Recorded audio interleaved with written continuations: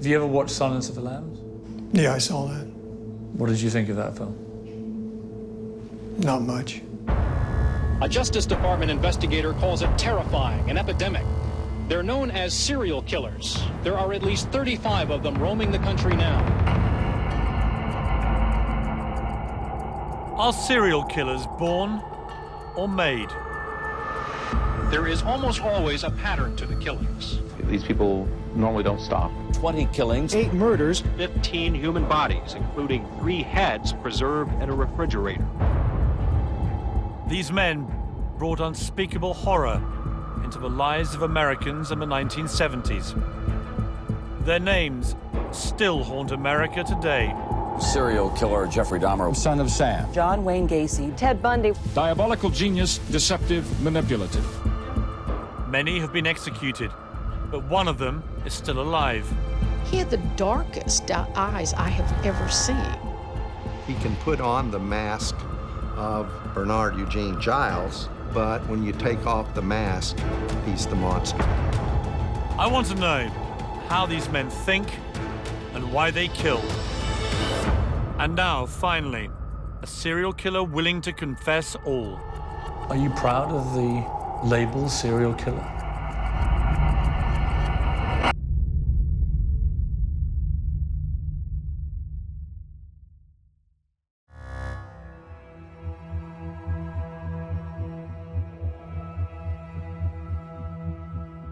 One summer in the early 1970s, a young couple moved into this trailer park on the east coast of Florida.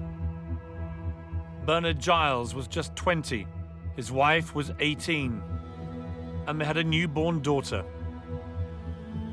Neither his family or his new neighbors had any reason to suspect that Giles was harboring a deep compulsion to kill. See the trailer with the carport structure? That's where his trailer was. Sunday afternoon was my laundry day, and it just seemed like I ran into him so much in there. Oh, it's the same. I can't believe that. He would be sitting up here, I usually get those down there. He never said a word. He would just sit. Never. And he'd be sitting here and just dangling his legs and just looking. Wonder why he would sit in here. I don't know. Because I don't think he ever had any laundry. Bernard Giles has been in prison for 45 years. After a long period of contact, he's finally agreed to meet me.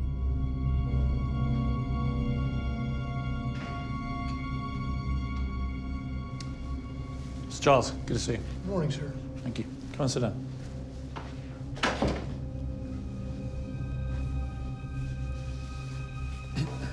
Bernard, thank you for giving us the time today. Yes, sir. You're serving 5 life sentences for killing 5 young women. So my first question is, did you kill those women? Yes, sir, I did. Let's go back to your early life. With most people that commit heinous crimes, yes, sir, you can normally point to something that doesn't justify but might go some way to explaining it. The curious thing about your early life is there doesn't seem to be anything there. There was no appalling upbringing. You were one of 4 kids. Yeah. You were well taken care of. My brothers and sisters have done well. You were loved as a child. Yes. And was the driving force for that compulsion, was it violence? Was it Sexual. It was all sexual. It was all sexual. And that's the thing, it's like people who, they become imprinted before they're 5 or 6. I knew the roots of mine. I knew where it came from. Where did it come from? The initial sexual imprinting was an act of violence against a girl. You were 6 years old and you were playing just a game of witch hunt, yeah, where a girl would pretend to be a witch and right, you would all chase after. She right, was a neighbor of yours. Right. It was in a back bedroom. And the part that I remember was straddling her and strangling her, right? Playing. And That was my initial sexual imprint. From that point on, as a child growing up, I became obsessed with this. The term itself, serial killer, was not well known back in the 1970s. However, later we started seeing these terms come up in the detective magazines and other kinds of TV shows. But mostly we believe that the serial killers happened somewhere else. Bernard Giles was one of Florida's first serial killers. He terrorized an entire community. In just 12 weeks, he murdered 5 women. 2 of the bodies were found just yards from his trailer, where he lived with his wife and child. Bob Telfer was a young state's attorney at the time. He discovered their remains. It stayed with him ever since. So Bob, when you found these 2 bodies within 2 days, it must have sent a shudder through everybody. Well, back then, and of course it was a different time and a different place, and girls were hitchhiking. It was a common occurrence to see that up and down the road, particularly in a small community like this. All that stopped overnight. There was a shudder that went through the community. There was publicity about this. The hitchhiking stopped, and people started looking over their shoulder. What this man did, Bernard Giles, to these young women was just appalling. It was, and you know, it's every parent's nightmare to realize that the last few moments of her life were terror-filled with a psychopath, and she was going to die at a young age. Just makes it even worse. Throughout his childhood, there were no outward signs that Bernard Giles was deeply troubled. But into his teens, he was failing at school and dropped out. And then, one day, his obsession took over. When you were 16, there was a young woman walking in front of you, and you suddenly felt an urge to kill her. Tell me about that. It was like an opportunity that had presented itself to me. And this woman was getting into a VW, and I had a knife, and I went past the car, and fortunately I kept going. I just kept going. What were you feeling in that moment? Extraordinarily hyped. And what were you thinking you may do to that woman? Well, if it had gone the other way, I'd have murdered her. At the age of 16? Yes, sir. I mean, it's a chilling thing to hear. This is not, I'm sure you recognize this, this is not a normal Oh, I understand that. None of this feels normal. Sir. You're 16 years old and you have just this extraordinary compulsion to kill this woman. Yes, sir. But it passed, you moved on. Yes, sir. It just wasn't overwhelming. It didn't, you know, it was just, and I didn't, I just kept moving. And if you hadn't kept moving, that woman would have been murdered. And she would have no idea to this day, I imagine. No, she never even glanced back at me. You wished you had killed her? No, I don't. I'm glad that I didn't. I wish I hadn't killed any of my victims, you know? Were you in any doubt at that stage that one day it would happen? No, no doubt at all. You knew this was something you had to do? Yes, sir. It was, for me, this was my life's passion up to that point. To do what? To murder women.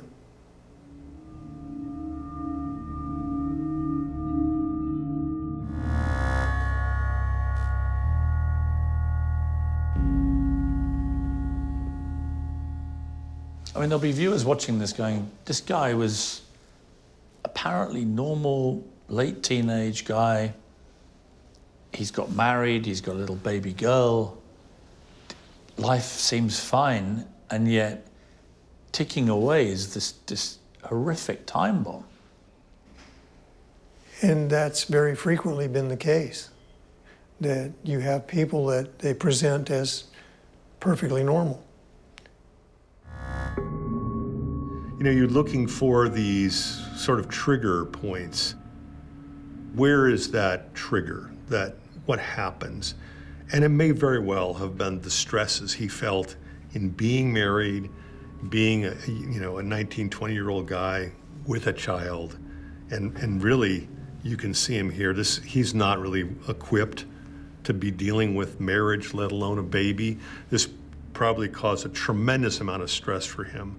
And I'm not surprised that these killings started really within a month or two after the birth of his child.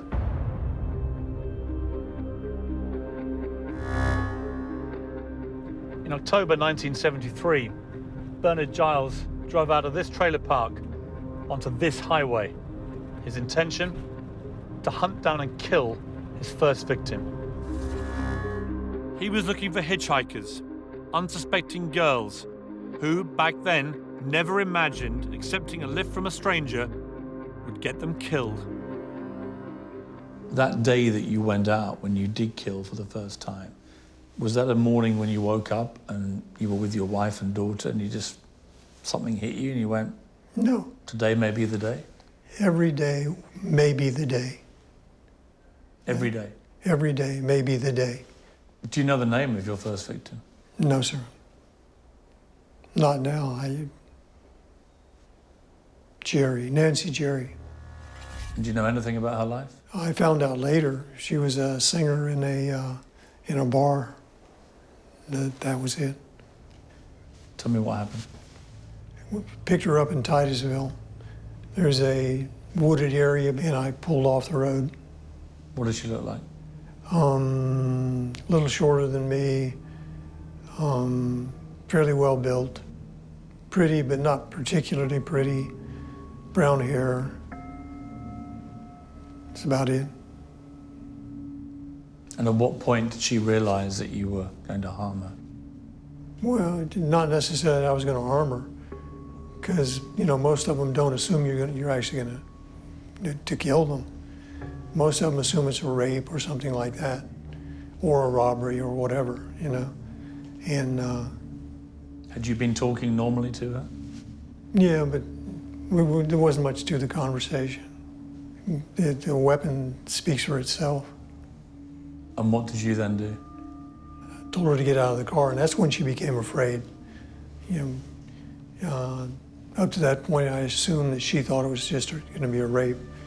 I walked her over in front of a tree, and then I shot her.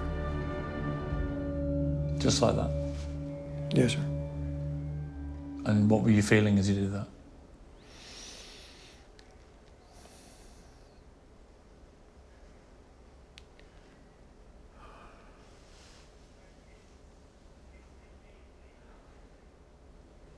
Very stimulated, very provoked, very... the thing is, what is your passion in your life? What is the thing that you like to do more than anything else? And you're doing it. You are so there that it's like you can see the atoms vibrating. It's difficult to describe. Giles is relatively unusual in that he started, his age of onset for the serial killing was age 20. He's unusual because he did a spate of 5 killings within 3 months with almost no cooling off period. That's highly unusual. Usually mid-20s is the advent of the first acting out on the fantasy. There's a long cooling off period of at least a month before the second one. He was acting almost in a frenzy. He was too young and too immature to put enough thought into his crimes to get away with them. There was no way it was sustainable. So it was almost like a childish urge to get as much fun crammed into a short space of time as possible before he got caught. Because inside, he knew he would eventually get caught.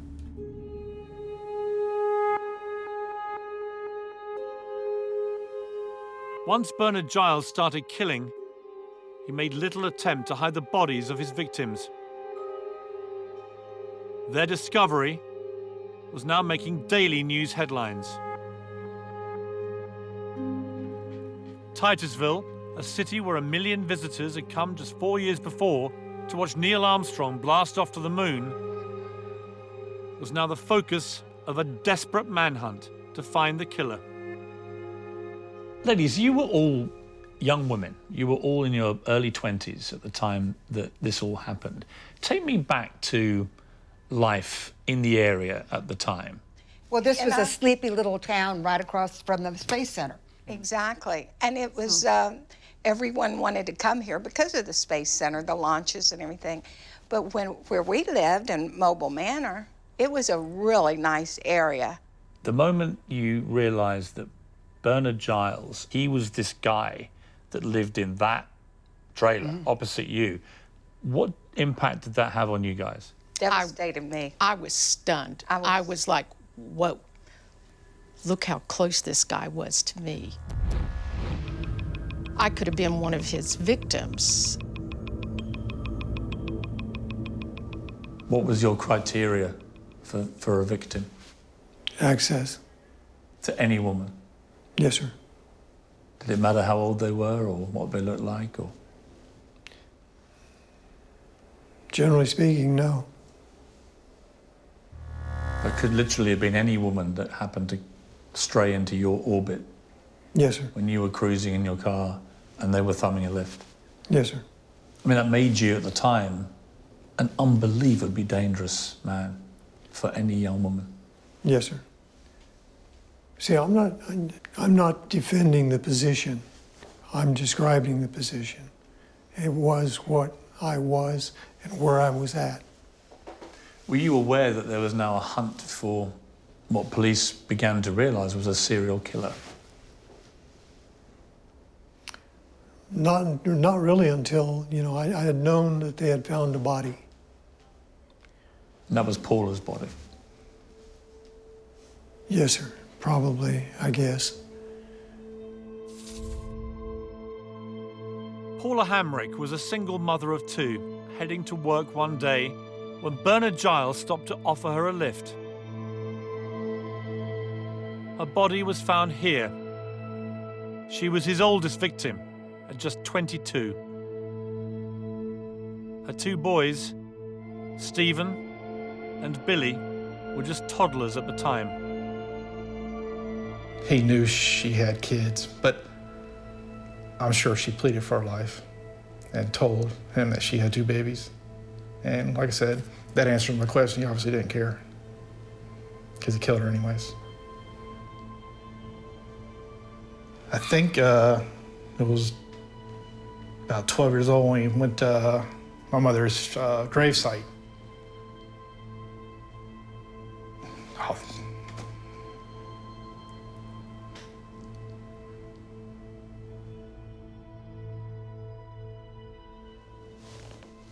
The first victim, you remember the name, but do you remember the names of any of the victims? No, sir. None at all? No. They meant nothing to you? Why would I do that? Why would someone embrace the names of of their victims? I saw these women as objects. This woman, Paula Hamrick, who was a mum of 2 young kids who've never known their mother. If she'd thought to humanize herself to you, she might still be alive. But she didn't, so you killed her. Yes, sir. This is Carolyn, very young. Yes, sir. Do you remember these faces as I show you them? No, sir. Truthfully, I don't. 14, this girl. As was this one, 14.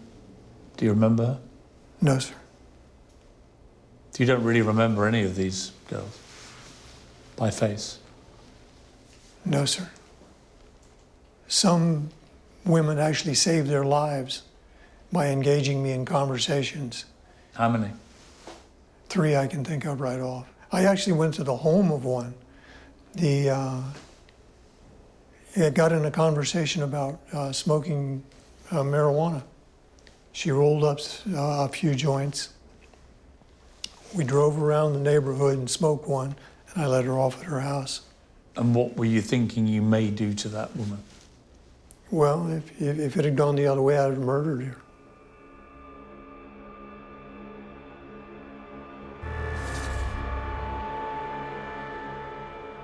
For a guy like this, really, what's important for him is what he wants.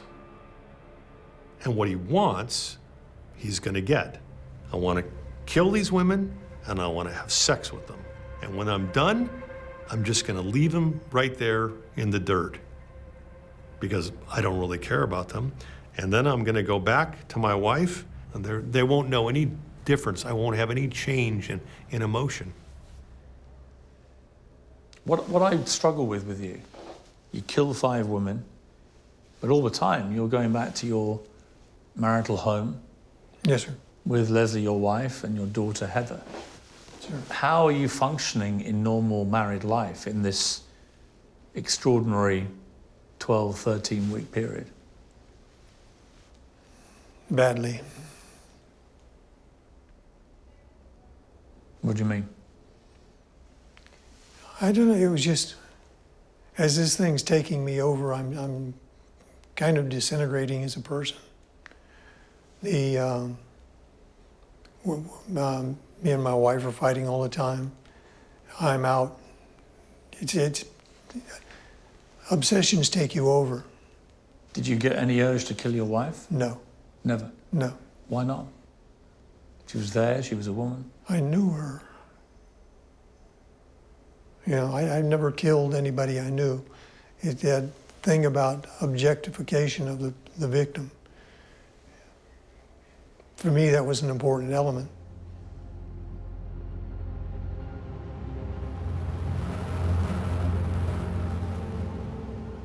Do you remember doing that? No, sir. Well, it's 45 years since you have probably seen that.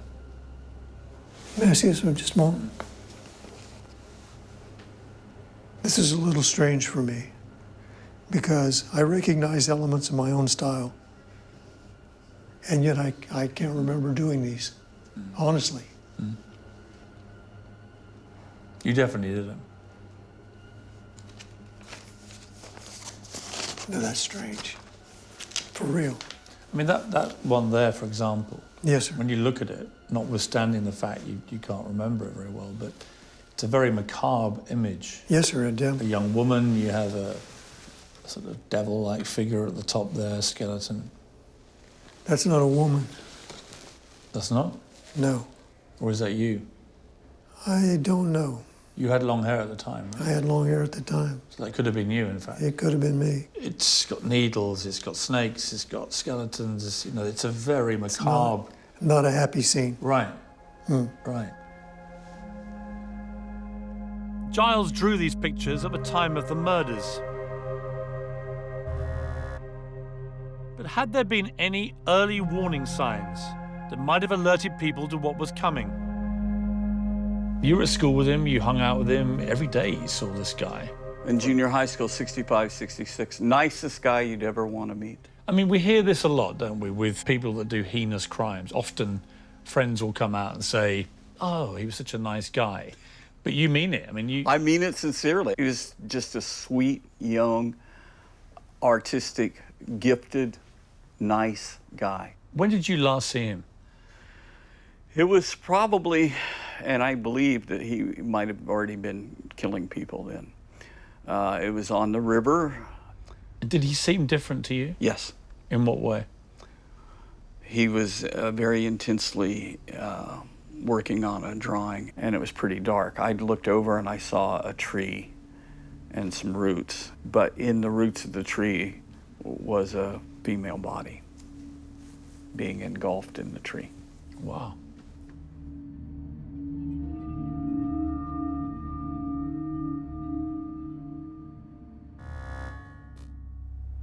In any of the psych reports, all of them describe him as sane. All of them describe him as in charge of his faculties. He's not psychotic, and he's not mentally ill. He's in touch with reality. He clearly understands this concept of right and wrong. And we know he understands it because he made a conscious effort to take these women to a remote location where he wouldn't be discovered and kill them. If he didn't understand the concept, he probably would have just picked them up and then killed them right on the street in front of everybody. He chooses to do wrong because that's what he wants to do. It seems that Giles was able to hide his true nature from everyone that knew him, including his new wife, Leslie. They'd been married for barely a year when the killings began. Let me just take you back to just before you first killed. You meet a woman, you fall in love, you get married, her name is Leslie. Yes. Tell me about her. Good woman. Good woman. First time I ever saw my wife. She was a friend of my sister's. She had just made friends with my sister. And it passed through the living room. I was sitting there watching television. And when I saw Leslie, I knew I was going to marry her. You know, there have been numerous instances in my life where it's just, I know something. I just remembered that, you know, that's the one right there. Do you remember how you proposed to her? Over the phone. That was it? Yeah, not very romantic. You're a young man, but you married this beautiful young woman, family there, it all seems... Normal. Yeah. Did it feel normal to you that day when you got married? Yes, sir. But you would have sex with your wife? You had a Yes, normal married life in that respect? Yes, sir. And did you feel like you loved her? Yes, but truthfully, I didn't, you know, I did love her. But, I was completely obsessed with this other thing.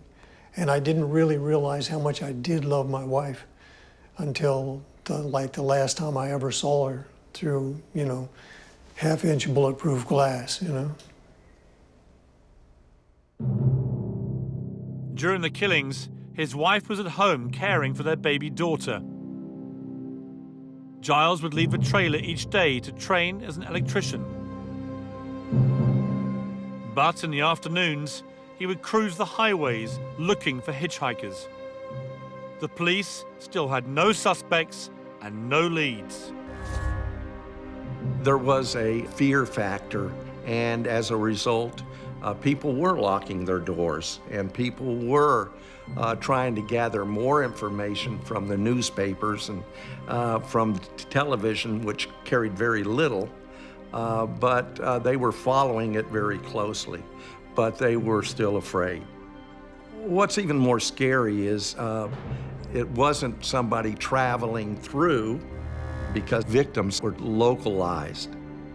There had to be someone responsible from within. So who could it be? And normally when we'd have any kind of a murder or something, within 24 hours, they had a suspect. They knew who they were going after, and pretty much were right. And I remember a lot of times during that period, it got to where I was working like 7 days a week, and it was driving them crazy that it was taking so long to figure this one out. When I would be on my lunch break or go home from work, I would see some young girls hitchhiking, knowing there's already been 2 or 3 murdered. I would just pull over, roll down my window and say, "Hey, don't you girls know what's going on?" The killings had begun in October of 1973. By December, 3 bodies had been found. And then the police discovered the remains of Sharon Weimer. She was just 14 years old. But what is baffling about this murder is where he killed her. Bob, what strikes me about this location is we're so near to the trailer park where Bernard Giles lived with his own young family. And the body was so easily discoverable. This is a very brazen serial killer. He's almost like crying out to be caught. In a way, yes, but in another way, you get hunters back in here and everything too, so that the sound of a gunshot wouldn't necessarily tell everybody around that something unusual like that is going on. What we discovered was that there was jewelry there, a necklace and maybe a bracelet. And quite identifiable jewelry. We strongly suspected, the police did, that this was Sharon Weimer. And we left, and at the residence were siblings plus her mother. And we showed them the jewelry, and very, very sad. I mean, the kids are crying. Mom's on the couch in denial. No, it can't be that, it can't be that. And the kids are saying, no, Mom, it is, it is. And you know, that's how we got the identification. That kind of stuff sticks with you through the years.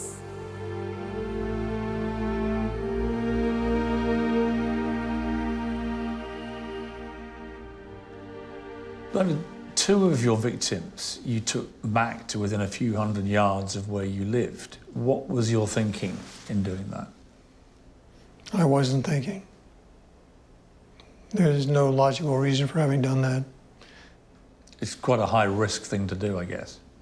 Yeah, but I wasn't doing my best thinking at that point in time. You didn't really care? Well, they have an expression here, basically off the chain. I was, like I said, I wasn't doing my best thinking.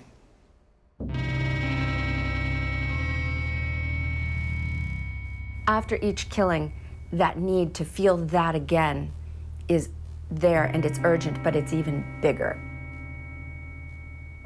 We see this with so many serial killers. With each one, they have to come up with some new angle to make it more violent, more horrific, more hands-on, more personal, make the victim younger, make the victim beg. They have to try some new angle to keep that thrill alive. But of course, this isn't sustainable. At some point or another, they either get caught or they become so frenetic that they have no choice but to screw up and police find them. And that is exactly what happened with Bernard Giles. 12 weeks after the murders began, he made a crucial mistake along this isolated road. When you were finally caught, you tried to pick up two girls at the same time. Yes, sir. But it feels like it was an escalation. Yeah, that's exactly it. I was getting worse. That's where you made your big mistake, because they got away. How did they get away? I mean, you had a gun? The gun misfired. I had hit one of them with the gun, and it discharged. It jammed inside the gun. And that's when they ran off? That's when they ran off. They got away having seen a form in your car which had your name on. A book.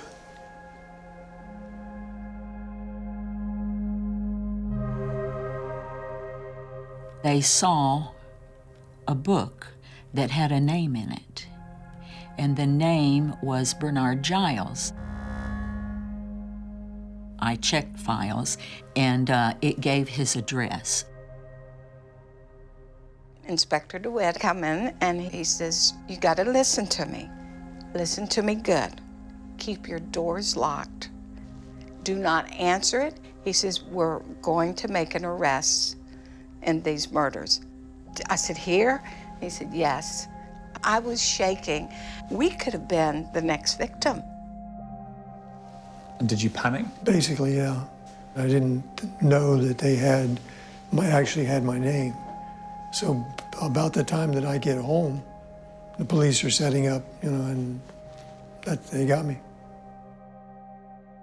I wasn't the only one who peeked out our door to see him when they brought him in to the area. And he was evil. He was Satan personified. When you were caught, was it a relief? No, it wasn't a relief. Were you angry because it meant you probably wouldn't be able to kill again? No, I wasn't angry. Life got very complicated. How did your wife react to you being arrested? Well, at first, she wanted to stay with me, but I basically understood that I was over. I was done with. But did she ask you if it was true? Yes, sir. And the first time she asked me, I lied to her. She knew I had problems. But not this kind of psychological. You know, she just didn't know how deep it was. You know, I'm sure she must have suspected. I mean, not that I had done that, but after I'd gotten arrested, that, yeah, okay, that's him. We'd been talking now for over an hour, but I was yet to see any real sign of emotion from Bernard Giles. So I wonder, how will he react when I show him a picture of the daughter he hasn't seen in 45 years?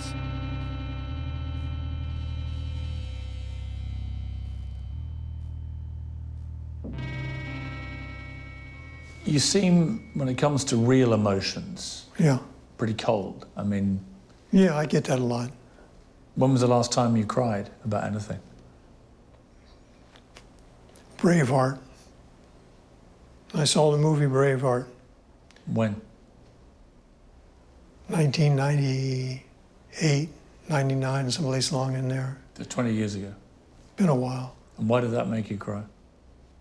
Hollywood presents this, you know, really pristine picture of a human being, what you sort of wish you could be. You know, this perfect human being. And I was basically crying because I was mourning my life.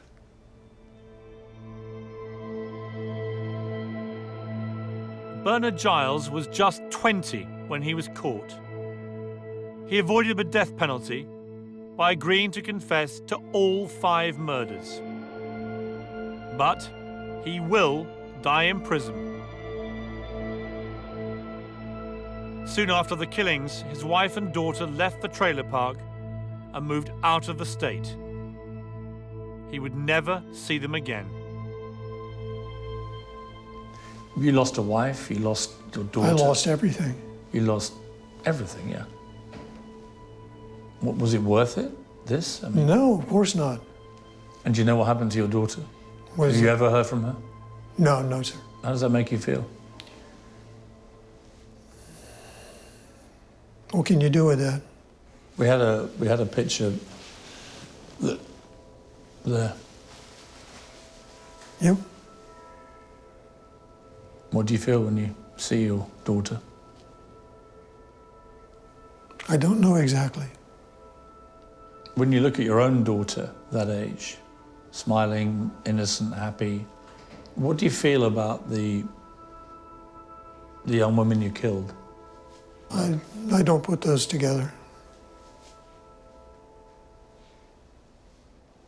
I mean, what would you feel about a man who snatched your daughter and terrorized and raped and killed her?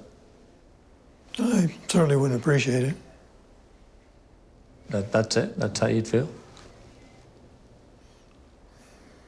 Like I said, I certainly wouldn't appreciate it. You've never apologized. To who? Who do you think you should apologize to? Let me ask you a question. I assume that to the families of the victims. I mean, it should be incumbent on you as the perpetrator of the crime to work out who you think you maybe should apologize to. I mean, you killed, by your own admission, these 5 young women. Who do you think you owe an apology to? If I were going to apologize to anybody, it would be the families. Have you ever done that? I don't feel I have the right. How do you, you know, you get a letter in the mail from the person who killed your daughter, right? Hey, I'm sorry. They may well be watching this, those families. I mean, if you look at that camera, if they are watching, what would you say to them? I really don't know what to say, truthfully. I mean, don't say it to me, say it to them. What do you say to somebody that you've murdered a member of their family? Right. I don't know. Isn't the very least you could say? Is I'm sorry? Isn't that the very least you could do? Is just to actually Of course I'm sorry. Chip, the fact that we're having this conversation in this way, yes, I'm sorry. Here's an opportunity for you to speak to the families of these victims. What would you say? What's your response? He doesn't say anything. He just says, what can I say? I could say I'm sorry, which isn't even saying I'm sorry. He's basically saying that's what I could say, but what does it mean? The question is, what can you say to the victims' families? In other words, make a connection here. Give us a small piece of your soul to the victim's family. He couldn't do it because I don't think that he even has that capacity. Titusville lost its innocence through the acts of, we called him Bernard Eugene Giles. We always used the 3 names. We started looking at everyone in a suspicious manner, and we started locking our doors. This guy lived in our area, had been schooled in our area, and he did such a horrible thing. Not once, but many times. From then on, yes, I knew what a serial killer was. I'd probably like to sit down and talk to him, and say, where'd you go? Why'd you do this? He says it was just a compulsion that he had to kill. Yeah. Wow.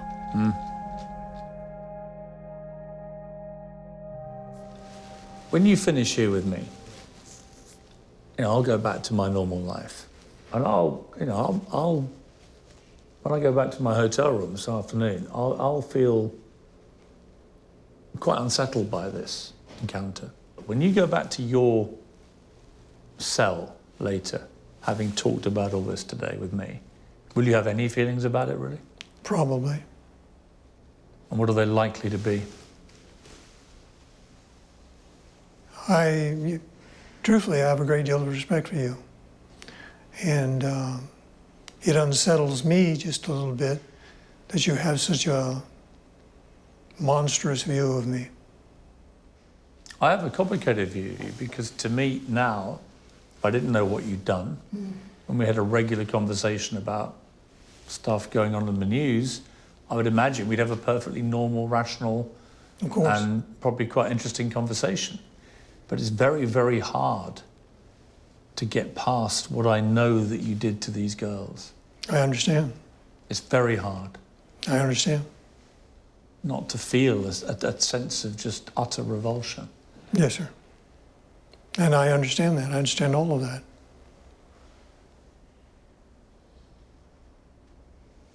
Well, thank you for the interview. Thank you, sir.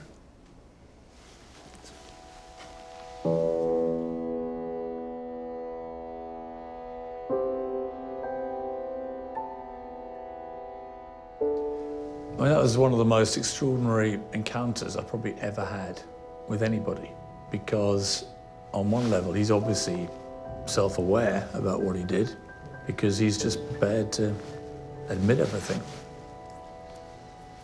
What he can't do is what I suspect the families of these victims really want him to do, and that's explain it in a way that could bring any kind of closure to them. I just feel in the end that their loved ones, these poor girls, were just in the wrong place at the wrong time and met an unbelievably dangerous person. And it's as simple as that, and as heartbreaking as that.